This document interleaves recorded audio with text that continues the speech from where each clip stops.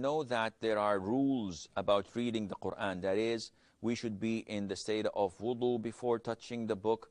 How does this rule apply to electronic devices? I usually read the Quran on my phone or laptop. Also, should we be in wudu if we only recite from memory, not touching or reading? I'll begin with your second question. You do not need to be in the state of wudu when you read the Quran or recite it from memory.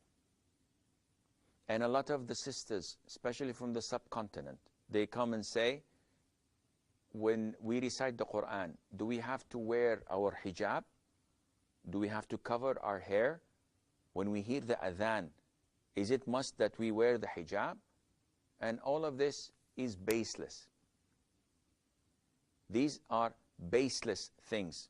You, in your house, are not obliged at all to cover your head when hearing the adhan or when reciting the Quran at all.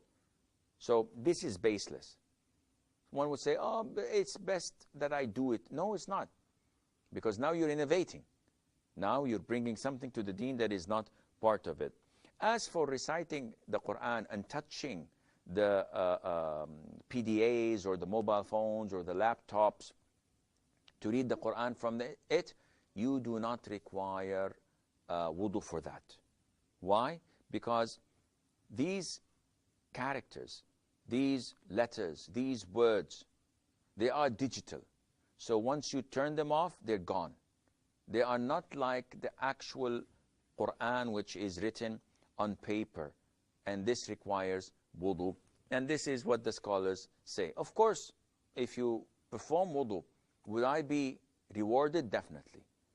That is a plus, and it is definitely more recommended to do than to recite it without. But sometimes you're on the street, you're on the bus, in the train, you are in a queue, you're waiting for your appointment at the doctor's, and you're not in the state of wudu, and you have the Quran.